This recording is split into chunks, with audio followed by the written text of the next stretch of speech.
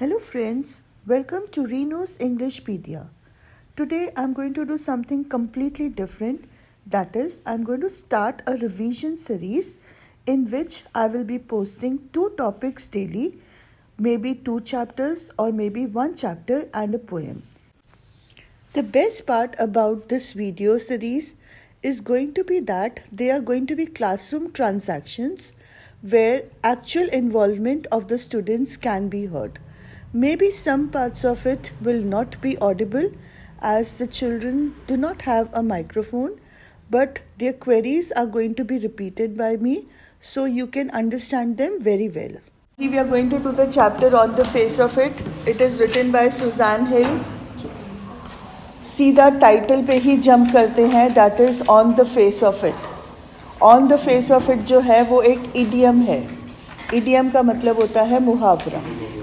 On the face of it का मतलब होता है जो ऊपर से नज़र आता है.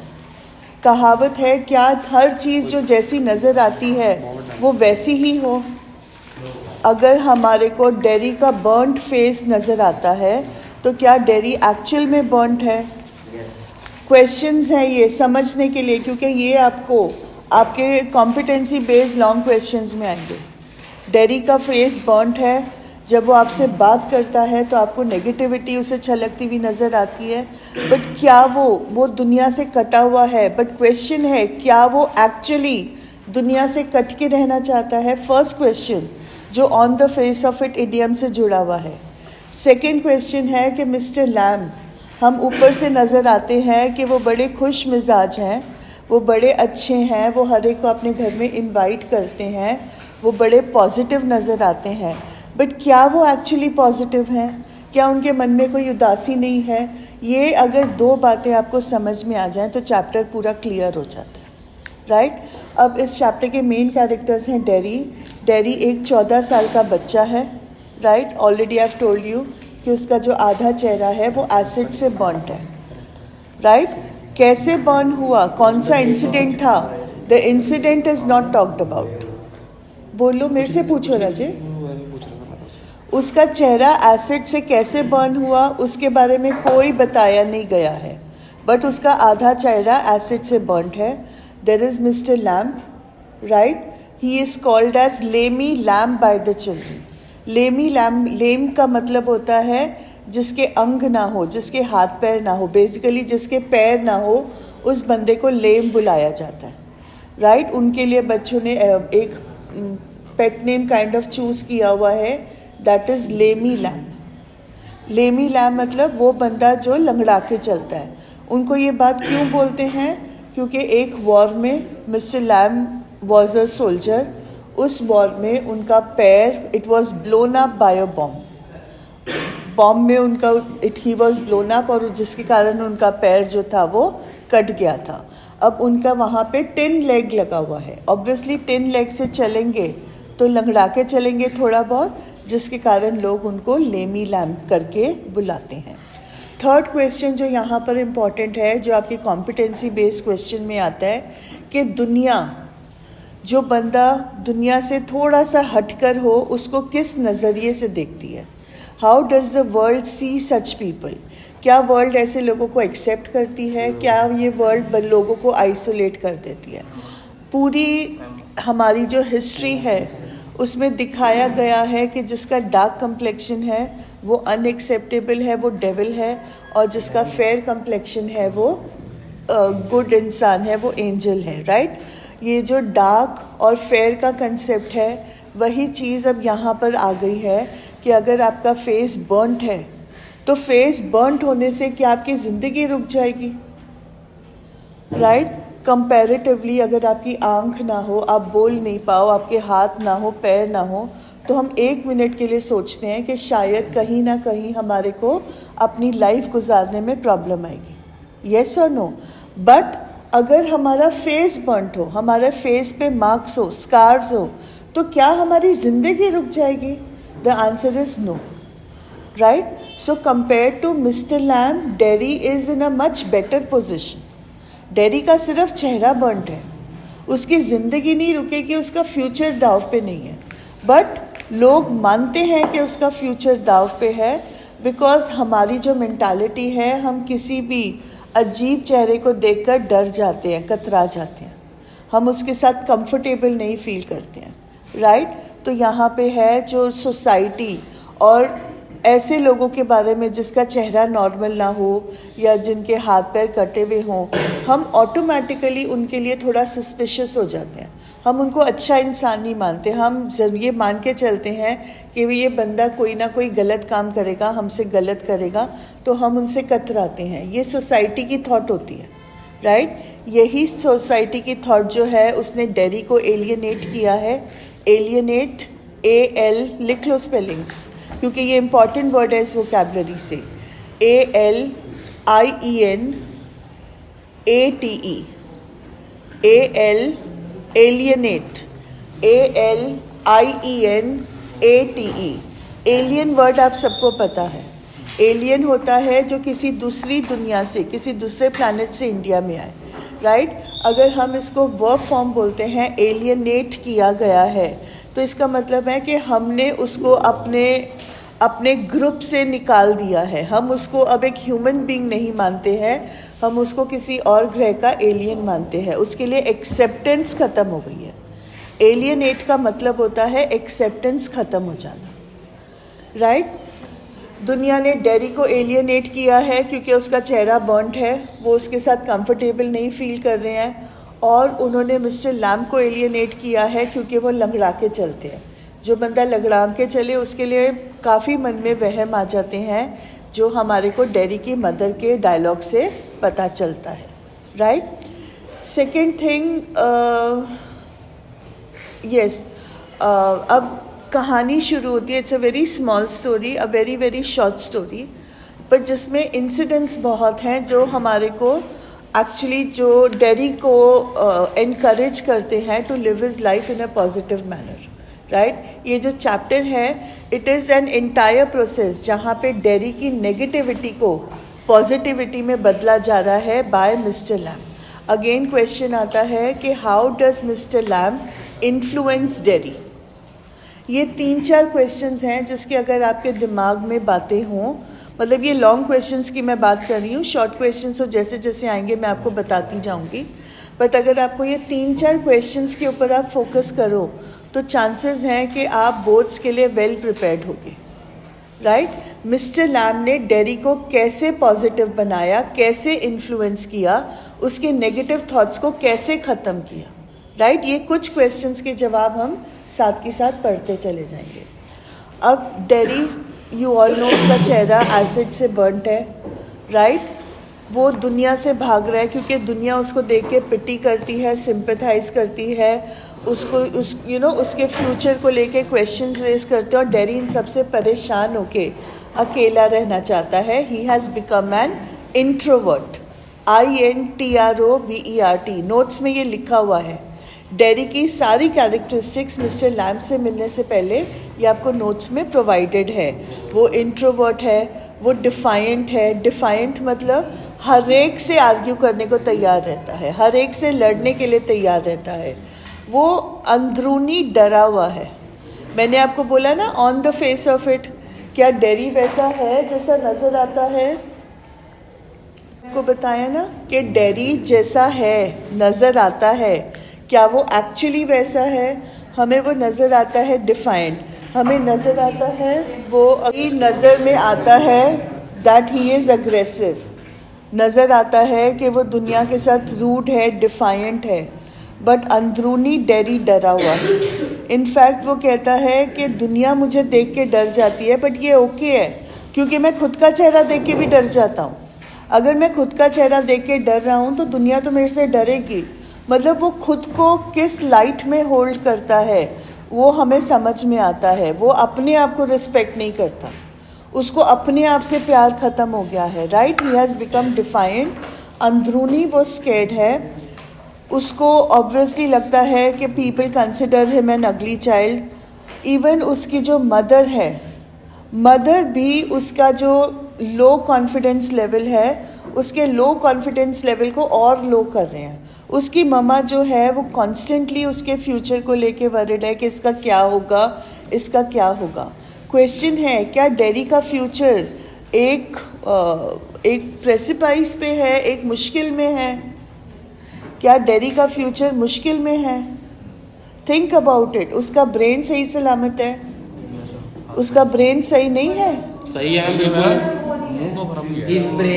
बेटा जी, उसके दिल में डर है, उसके दिमागी संतुलन नहीं खोया हुआ है। He is not a mentally retarded child.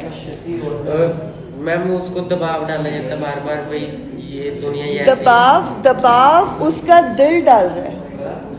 दबाव मदर भी मैम बोलती यस, मदर डाल रही है। मदर भी मैम जिस साइड यस, जला हुआ नहीं है उस पे मदर जो है वो उसके बर्न्ड फेस पे, किस नहीं करती।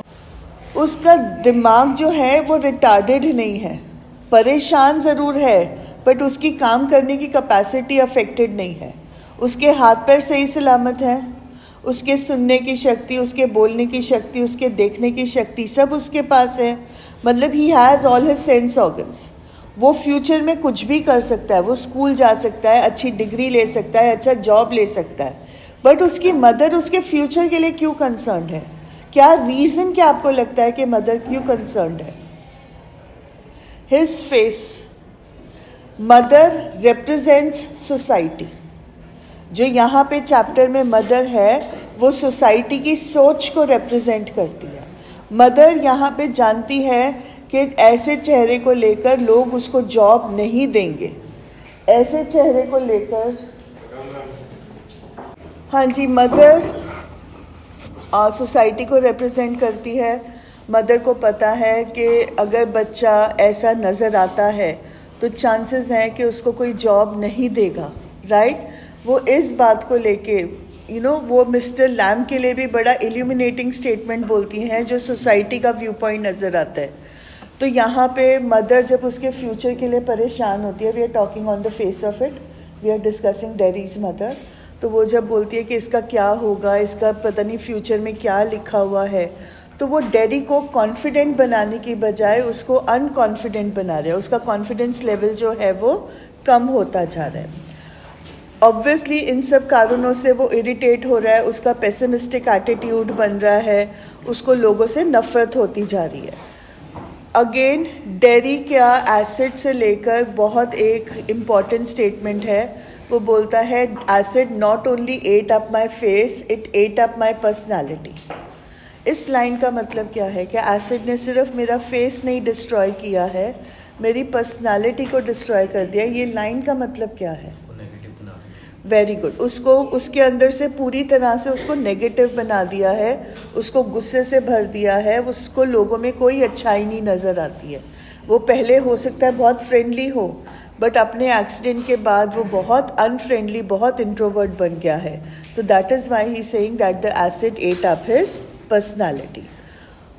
उसको मिस्टर डेरी की बहुत कम बातों में यकीन होता है। वो बोलता है कि आप जैसे बता रहे हो ज़िंदगी एक फेरी टेल बुक नहीं है। फेरी टेल बुक के लिए जो वैलिडेशन दिया गया है वो बोलता है life is not the story about the beauty and the beast. Beauty and the beast एक फेरी टेल है जिसमें एक बहुत अगली बीस्ट जानवर की तरह एक आदमी होता है जो बैठा हुआ होता है, उसको कर्स दिया हुआ होता है। एक बहुत चार्मिंग प्रिंस को कर्ज दिया हुआ होता है और वो एक बहुत बदसूरत जानवर बन के रह जाता है। बीस्ट होता है जानवर, और ये जो प्रिंसेस है जो ब्यूटी से सिंबलाइज्ड है, वो प्रिंसेस जाके उस बीस्ट को किस करती है। उसके किस से वो जो बीस्ट है वो दोबारा से उसका कर्ज टूट जाता है और वो प्रिंस चार्मिंग बन जाता है। तो बोलता है ये कहानियों में होता है, ऐसी चीज़ें कहानियों में होती हैं कि आपका गंदा चेहरा चला जाए और आप दोबारा से सुंदर बन जाओ। अब वो यहाँ पे बीस्ट किसको समझ रहा है? डेरी को, खुद को। डेरी खुद के लिए ये बात कर रहा है कि मैं बीस्ट बन गया हूँ। मैं एक टाइम पे प्रिंस चार्मिंग था, अब मैं बीस्ट बन गया हूँ। अब कोई भी, मेरी मदर भी मुझे किस करे, मेरी वाइफ मुझे किस करे, मेरी डॉटर मुझे किस करे, कोई भी प्रिंसेस मेरी लाइफ में आके मुझे किस करे, बट मेरा जो चेहरा बर्न्ट है वो कभी भी ठीक नहीं होगा, मैं हमेशा बीस्ट ही रहूँगा। तो that is why the reference to the book is given कि ब्यूटी एंड द बीस्ट की कहानी कहाँ से आई है। वो इसी पॉइंट से आई है कि लाइफ में वो चेंज नहीं होगा। वो बोलता है कि आपकी बातें बातें हैं, मैं कभी भी सुंदर नहीं बन सकता, बल्कि आप अपनी ये बात कर रहे हो, मेरी मदर खुद, वो मुझे कभी भी मेरे बर्न्ड साइड पे किस नहीं करते हैं, वो भी मेरे चेहरे देखकर इतना कतराते हैं that she always kisses me on the unburned side, right. मतलब उसकी मदर का जो एटीट्यूड है वो काफ़ी जगहों पे हमें नज़र आता है कि the mother is you know a major reason उसका लो कॉन्फिडेंस लेवल के लिए। दुनिया तो है ही है, बट मदर का रोल बहुत मेजर है when you know due to the fact कि उसका इतना लो कॉन्फिडेंस लेवल है। एंड उसको जब लोग बोलते हैं कि तुम्हारे को अपनी ब्लेसिंग्स काउंट करने चाहिए, उसको ये वर्ड, ये जो बातें हैं लोगों की, वो सिर्फ उसको वर्ड्स नज़र आते हैं, क्योंकि जब वो ही उस पर तरस कर रहे हैं तो वो खुद पे कैसे तरस ना करे, राइट। वो ही उसको कम आंक रहे हैं, उसको समझ रहे हैं कि वो इतना कुछ नहीं कर सकता लाइफ में, तो डेरी में कहाँ से कॉन्फिडेंस आएगा। बोलते हैं, वो कहते कुछ है कि मेरा सिर्फ चेहरा बर्न्ट है, मेरा ब्रेन डैमेज नहीं है, मेरे हाथ पैर सलामत है, मेरी आंखें सलामत है, बट ये सिर्फ शब्द हैं, क्योंकि वो खुद मुझे पिटी कर रहे हैं, समझ रहे हैं कि मेरी लाइफ का कुछ नहीं हो सकता। यस, झूठा दिलासा है, क्योंकि खुद को उनको अपने खुद के वर्ड्स पे यकीन नहीं है। और उसके लिए जो ज़िंदगी में मुश्किलें हैं वो बर्डन्स हैं। मिस्टर लैम्ब यहाँ पे उसको एग्जाम्पल देते हैं, और ये मैंने आपको कई बार बताया है। आपको जो क्वेश्चन दिखाया था, how did Mister Lamb influence Derry, he did not tell him कि तुम्हें ऐसे बनना चाहिए, उसने ऐसे नहीं कहा कि तुम्हें ऐसे करना चाहिए। उन्होंने तो अपना बताया कि मैं क्या करता हूँ, अपनी लाइफ के बारे में बता के डेरी को इन्फ्लुएंस किया है। सबसे पहले वो कहते हैं कि मेरे लिए वीड्स नहीं है। वीड्स पता है ना क्या होते हैं? जो मैम अनवांटेड ग्रास होती है, अनवांटेड प्लांट, कुछ भी हो, कोई भी अनवांटेड प्लांट हो, उसको हम वीड कह देते हैं, राइट। वो दुनिया की आदत होती है कि अगर उन्होंने गेहूं बीजा हुआ है तो गेहूं के अलावा अगर कोई और प्लांट बीच में उगेगा तो वो उसको उखाड़ते जाएंगे। अगर हमने रोज़ उगाए हैं, रोज़ के साथ कोई और छोटा मोटा प्लांट आ जाता है तो हम उसको पकड़ के उखाड़ देते हैं, हम उसको वीड कहते हैं। मिस्टर लैम्ब की सोच है कि चाहे वो वीड है, चाहे वो रोज़ प्लांट है तो प्लांट है, तो भगवान की देन है, भगवान ने हमारे को दिया हुआ है।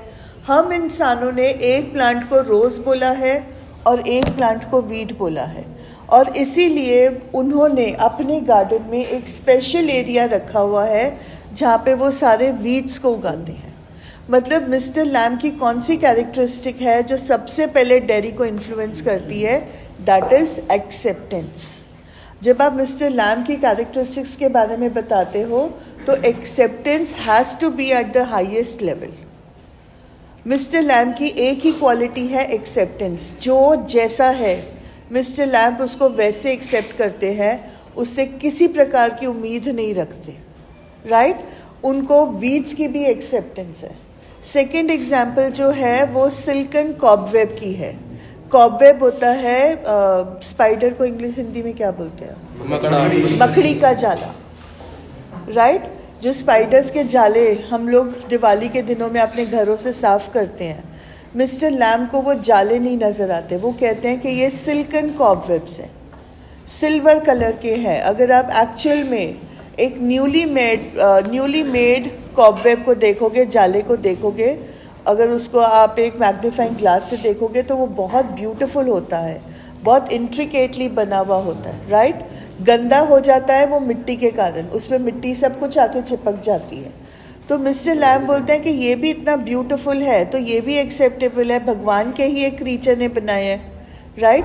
थर्ड एग्जाम्पल वो देते हैं बजिंग ऑफ द बीज। हमारे कानों में अगर मधुमक्खी भिनभिनाए तो हमारे को इरिटेट करती है, हम उसको भगा देते हैं, हम उसको मार देते हैं। बट मिस्टर लैम्ब ने मधुमक्खियों को भी पाला हुआ है। उनके पास हनी कॉम्स हैं जिसके अंदर वो मधुमक्खियाँ रहती हैं। वो हनी कॉम्स में से हनी को निकालते हैं और उसकी टॉफ़ीज़ और एक्लेयर्स बना के बच्चों में बांटते हैं। इसी से हम मिस्टर लैम्ब की दो फेवरेट एक्टिविटीज़ के बारे में बात करेंगे। उनका सबसे फेवरेट काम क्या है? उनके गार्डन में क्रैब एप्पल्स के पेड़ लगे हुए हैं और I have already told you he has got Honey Coombs मतलब वो जहाँ पे वो हनी निकालने के लिए वो स्पेशल एरिया बिल्ट होता है जहाँ पे वो मधुमक्खियों को पालते हैं, राइट। तो वो हनी से एक्लेयर्स बनाते हैं और वो जो क्रैब एप्पल का पेड़ है वहाँ से एप्पल्स तोड़ के वो वहाँ से जेलीज बनाते हैं, JELLIES, राइट, JELLIES, जेलीज बनाते हैं और ये वो खुद खाते हैं, बच्चों को बांट देते हैं, right. So you can understand कि उनका जो मन पसंदीदा एक्टिविटी है वो भी उनको दुनिया से जोड़ने के लिए है, दुनिया से अलग रखने के लिए नहीं है, right. So these are some examples given by Mister Lamb जिससे वो डेरी के माइंड को इन्फ्लुएंस करना चाहते हैं। अब इससे हम मिस्टर लैम पे आते हैं। मिस्टर लैम के कैरेक्टरिस्टिक्स क्या हैं? वो कंप्लीट फॉइल है टू डेरी, वो कंप्लीट फॉइल है टू डेरी, राइट। किस तरह से? डेरी पेसिमिस्टिक है तो मिस्टर लैम ऑप्टिमिस्टिक है, राइट। डेरी नेगेटिव है तो मिस्टर लैम पॉजिटिव है।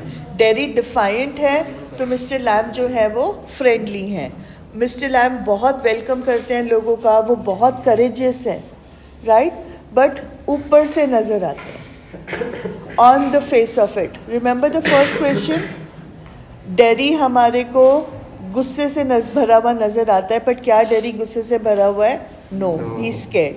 मिस्टर लैम हमें ऊपर से बड़े फ्रेंडली, बड़े कॉन्फिडेंट नज़र आते हैं। क्या मिस्टर लैम एक्चुअल में कॉन्फिडेंट हैं? The answer is no. हमारे को चैप्टर के एंड में जाके पता चलता है कि उनको हर बच्चा, हर कोई प्रॉमिस करके जाता है कि वो वापस आएगा, but he says no one returns. सब कह के ज़रूर जाते हैं बट कोई वापस नहीं आता है। ये लाइन हमें बताती है कि मिस्टर लैम जो है वो अंदरूनी एलियनेटेड हैं, अंदर से डरे हुए हैं। He scared, he is isolated, he is alienated. ये वर्ड्स मैं आपको ऑलरेडी बता चुकी हूँ, राइट। क्लियर हुआ कि नहीं हुआ? Right, okay. Now he is the owner of the house.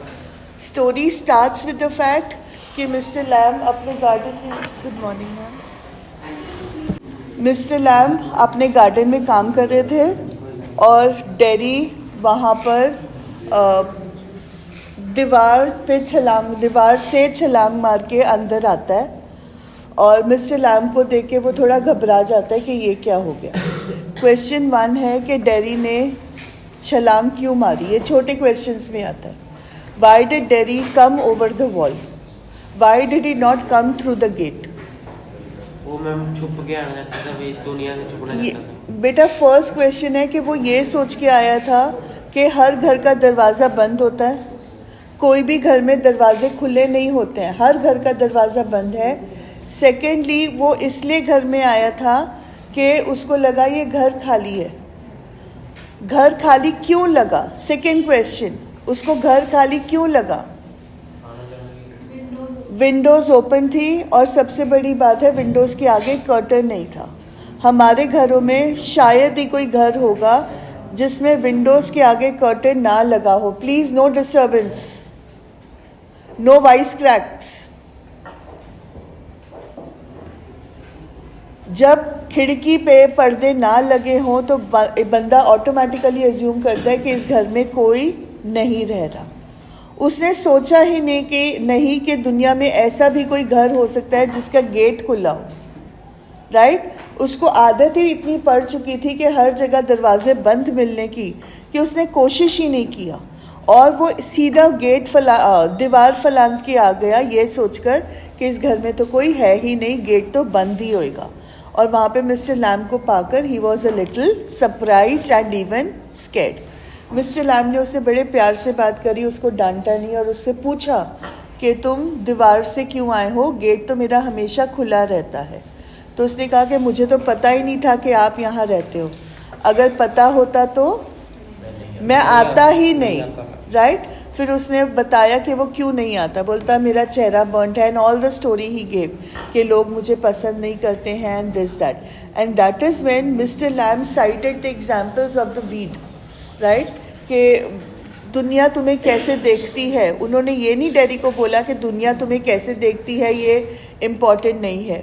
उन्होंने तो बोला कि मतलब लोग वीड्स को अनवांटेड प्लांट्स मानते हैं, बट मेरे तो गार्डन में वीड्स के लिए भी एक स्पेशल जगह है। मिस्टर लैम ये बात बोल के क्या कहना चाह रहे थे डैडी को, क्या समझाना चाह रहे थे? कि मैम सारे इम्पोर्टेंट है कि हाँ। मेरे घर में तुम जैसे मर्जी लगो, तुम मेरे घर में इम्पॉर्टेंट हो, तुम्हें अपना स्थान, अपनी जगह मिलेगा मेरे घर में, मेरे दिल में, राइट? सो इस तरह से उन्होंने मिस्टर लैम को शुरू किया। अब आपके नोट्स में जो सी पॉइंट है, Mister Lamb's influence on Derry and Mister Lamb's belief, ये बहुत बहुत इम्पॉर्टेंट पॉइंट है। अगर आप वीडियो देखोगे तो वीडियो में भी ये सारा कुछ डिस्कस्ड है। सी पॉइंट जो है, Mister Lamb's influence on Derry and Mister Lamb's belief, ये क्लियरली वहाँ पे लिखा हुआ है। मिस्टर लैम ने कहा मेरे लिए कोई भी चीज़ कचरा नहीं है, मैं हर चीज़ को इम्पॉर्टेंट मानता हूँ। उसने अपना एग्जाम्पल दिया, जब डैडी ने बोला कि लोग मेरा मजाक उड़ाते हैं, मुझे बहुत कुछ बोलते हैं, मेरा चेहरा देख के डर जाते हैं, तो मिस्टर लैम हंसे, बोलते क्या हो गया, मुझे लोग लेमी लैम बुलाते हैं, बच्चे मुझे लेमी लैम बुलाते हैं, बट मैं गुस्से नहीं होता हूँ, मैं तो एंजॉय करता हूँ। बोलते तुम क्यों गुस्से हो रहे हो, लोग अगर तुम्हें कुछ भी कहते हैं, तुम दिखते हो वैसे तो ठीक है, इट डजेंट मैटर, मुझे भी लोग बच्चे लेमी लैम बुलाते हैं तो उससे मुझे कोई फ़र्क नहीं पड़ता। और कहा कि लोगों के जो स्टेयर्स है उसको इग्नोर करो। फिर डैडी अपनी मदर का एग्जाम्पल देता है कि मेरी मदर मुझे कभी भी मेरे बर्न साइड पे किस नहीं करती है, तो वो उसको भी बोलते हैं कि तो क्या हो गया, इट डजेंट मैटर, राइट?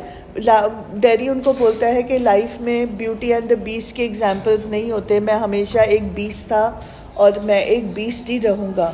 और मिस्टर डैडी बोलते हैं कि इन सब बातों से बाहर आ जाओ, राइट?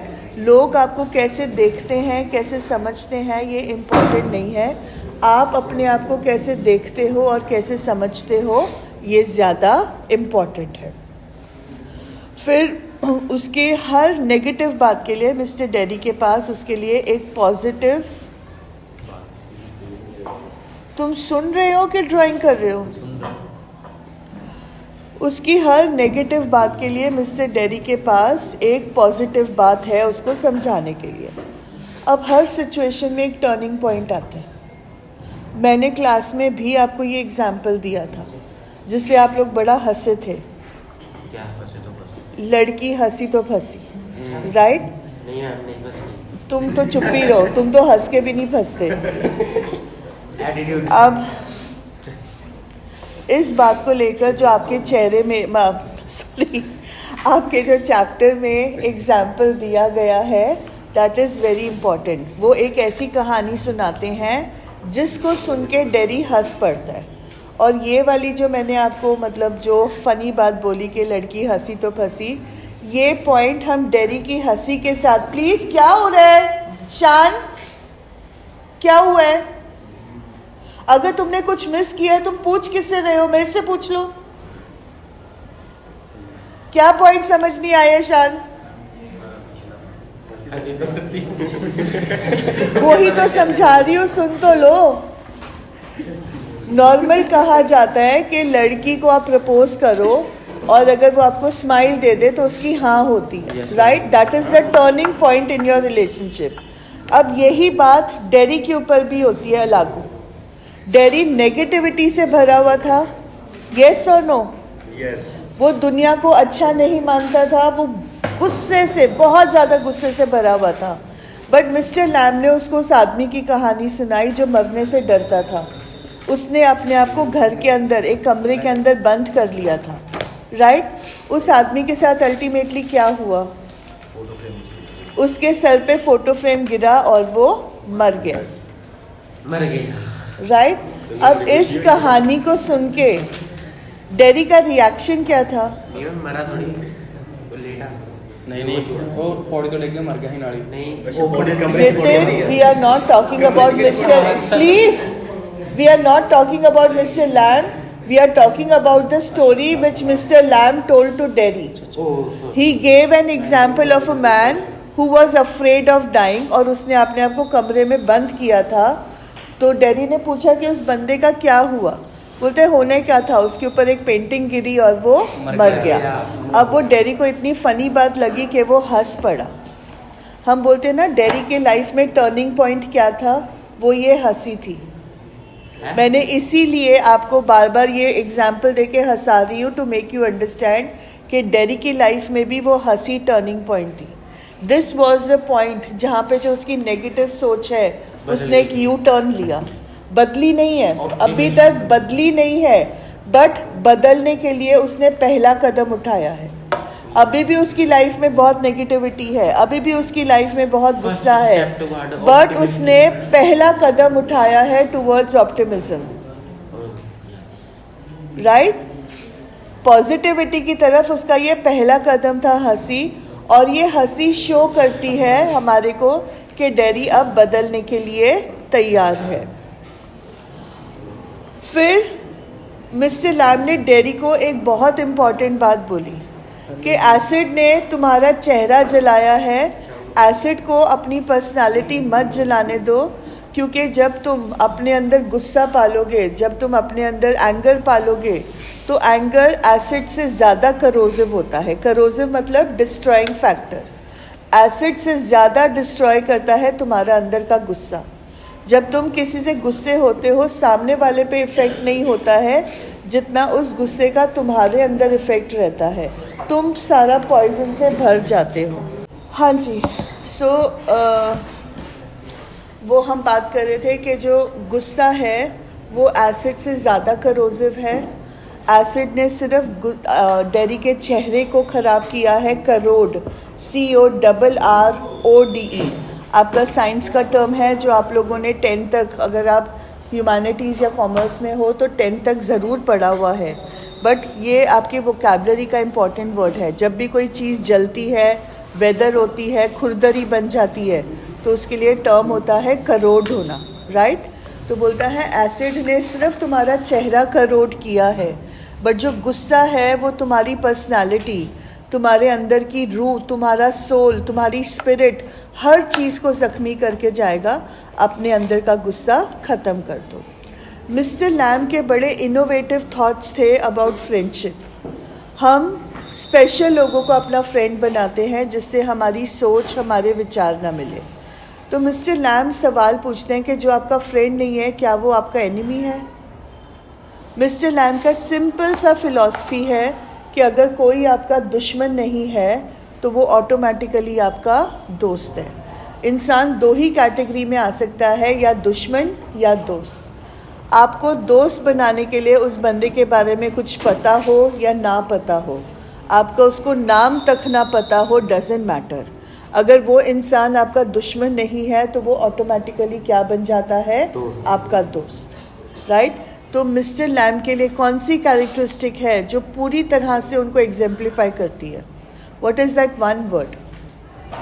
जल्दी बताओ, मैंने आपको लिखाया है। ऑप्टिमिस्ट। ऑप्टिमिज्म तो था, उनकी सोच ऑप्टिमिस्टिक थी, बट वो कौन सा वर्ड है जो मिस्टर लैम को डिफाइन करता है? एक्सेप्टेंस। मैंने पहले बोला था मिस्टर लैम से रिलेटेड ये वर्ड बहुत इम्पॉर्टेंट है। जब वो फ्रेंड की डेफिनेशन देते हैं वो शो करता है एक्सेप्टेंस। जब वो कहते हैं कि मेरे घर के दरवाजे खुले हैं, वो बोलता है कि अगर खिड़कियों पे पर्दे होंगे तो मेरे को ऐसे लगेगा मैं दुनिया से कट गया हूँ। ना तो वो खिड़कियाँ बंद करते हैं, ना ही वो पर्दे लगाते हैं। तो वो उनका एक्सेप्टेंस है फॉर द वर्ल्ड। वो लाइट को या अंधेरे को अपने घर के बाहर नहीं रखना चाहते हैं। बोलते हैं दिन है तो रोशनी को मेरे घर में आना चाहिए, अगर रात है तो अंधेरे को मेरे घर में आना चाहिए।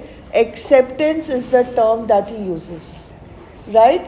उनके लिए ये बात अगर आपको नहीं समझ में आई है, किसी को अभी भी नहीं समझ में आई है, रेज योर हैंड, में समझा दूंगी। बेटा समझ में आ गई है? आपको नहीं आई है?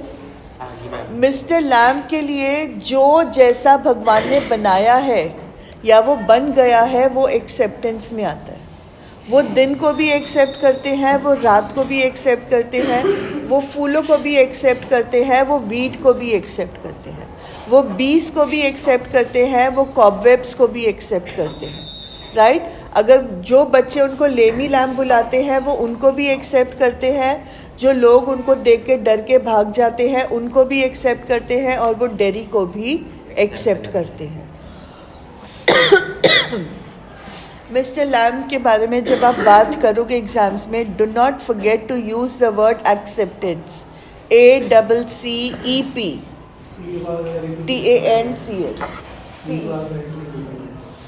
फेस द वर्ल्ड नहीं, he was facing the world.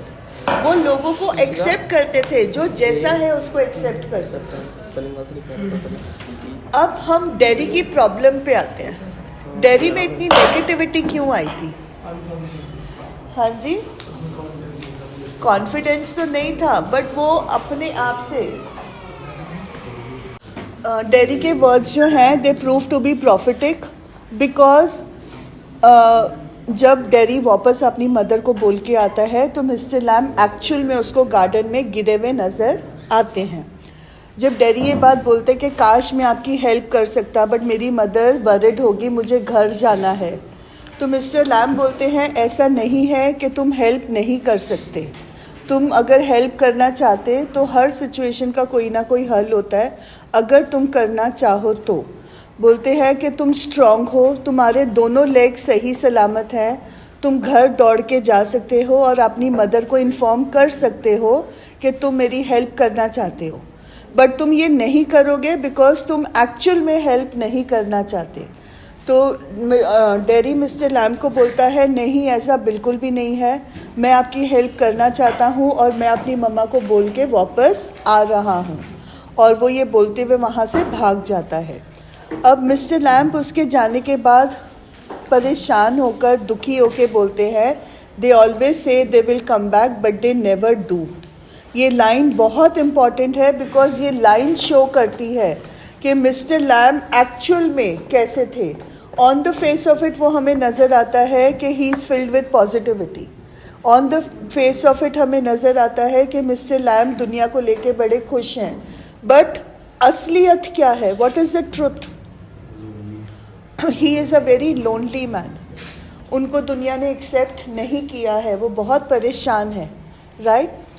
अब हमारे चैप्टर का सेकेंड सीन शुरू होता है। ये चैप्टर 3 सीन्स में डिवाइडेड है। फर्स्ट सीन है जिसमें मिस्टर लैम्प और मिस्टर लैम्प और डेरी की कॉन्वर्सेशन होती है। सेकेंड सीन है जहाँ पे डेरी अपनी मदर से अपने घर में बात करता है। ये सीन अगेन बहुत इम्पॉर्टेंट है क्योंकि यहाँ पे हम मदर की लाइव इंटरेक्शन विद डेरी देख रहे हैं, और मदर की रिफ्लेक्शन ऑफ द सोसाइटी हमारे को ये डायलॉग से पता चलती है, राइट? डेरी अपनी मदर के पास जाके बोलता है कि मैं आपको बताने आया हूँ that I am going to Mister Lamb's house to help him. मैं उनकी मदद करने जा रहा हूँ। तो उसकी मदर उसको जाने से रोक देती है। वो बोलते हैं कि मैंने मिस्टर लैम्प के बारे में बहुत रूमर्स मतलब अफवाहें सुनी है। वो एक अच्छे इंसान नहीं है, वो एक सस्पिशियस कैरेक्टर है, तो तुम वहाँ पर नहीं जा सकते, right? This is the reflection of the societies thoughts. जो मैंने आपको बताया है, किसी का पैर ना हो, किसी का चेहरा बर्न्ड हो, किसी की आंख ना हो, तो दुनिया उस इंसान को कैसे देखती है? तो विद अ सस्पिशियस आई। इसके लिए इडियोमैटिक टर्म होता है with a jaundiced eye, JAUNDICED। Jaundice आपको सबको पता है, पीलिया, उसमें हर चीज़ पीली पीली नज़र आती है। जॉन्डिस्ड आई का मतलब होता है हर एक को उसके असली रंग में नहीं देखना, उसको गलत नज़रों से देखना होता है, राइट? आप उसके ऊपर एक बिल्कुल ही सस्पिशियस व्यू से देखते हो। That is to look at things with a jaundiced eye. तो उसकी मम्मा बोलती है कि तुम वहाँ पे नहीं जाओगे, मैं तुम्हें इजाज़त नहीं देती हूँ मिस्टर लैम्प के घर जाने की। उनके बारे में मैंने बहुत अफवाहें सुनी हैं। He is not a good man. Was mister Lamb a bad man और was he a good man? But society की नज़रों ने उसको बुरा बनाया था। डेरी अपनी मदर के साथ आर्ग्यू करता है, बोलता है मैं तो जाऊँगा, मुझे उनसे बातें करना अच्छा लगता है, वो जो बोलते हैं बातें वो मुझे समझ में आ रही हैं, अच्छी लगना और समझ में आना 2 इम्पॉर्टेंट पॉइंट्स हैं। डेरी मिस्टर लैम से क्यों इन्फ्लुएंस हुआ था? मिस्टर लैम ने उसके साथ सिंपथाइज नहीं किया था। मिस्टर लैम ने उसको पॉजिटिव बातें बोली थी खुद के एग्जाम्पल्स दे के, राइट? वो बोलते हैं उन्होंने उसको एक नज़रिया नया दिया था दुनिया को देखने का। तो वो बोलता है कि मुझे उनसे और ऐसी बातें करनी है, मैं तो जाऊंगा। और वो अपनी मदर को इन्फॉर्म करके फटाफट वापस आता है। जब वापस आता है, जब वो गेट खोलता है, गेट खोलने पे उसको ज़ोर से लैडर की और किसी के गिरने की आवाज़ आती है। वो भाग के पीछे जाता है। He finds Mister Lamb lying on the ground, he is unconscious. अब लोग जब हम प्रॉफिटिक बात करते हैं तो सोच लेते हैं कि प्रॉफिटिक, पहले उसने बोला था कि आप मर जाओगे, तो मिस्टर लैम एक्चुअल में मर चुका है। बट द ट्रुथ इज़ कि हमें नहीं पता। ओपन एंडेड भी नहीं है, मतलब उस राइटर ने कहानी, सुजान हिल ने कहानी वहीं पर छोड़ दी है। वो हमारे को ये नहीं बोल रही है कि मिस्टर लैम मर गए हैं या अनकॉन्शियस हैं। एजम्पशन है हमारी कि शायद डेरी के वर्ड्स प्रॉफिटिक हैं और वो मर चुके हैं। And this is where the play ends, right? हाँ जी, टू बी कंटिन्यूड नहीं, टू बी कंटिन्यूड नहीं है। The play ends over here. So with this we end the chapter. Do you have any questions? बेटा कोई point है जो आपको समझ नहीं आया और समझना है? इनविटेशन रिप्लाई करवा दूंगा। Ending the chapter. Okay, beta ji. With this, we come to the end of the video. I hope that you liked it. Please do not forget to like, share and subscribe to the channel, and remember to press the bell icon for further notifications. Thank you.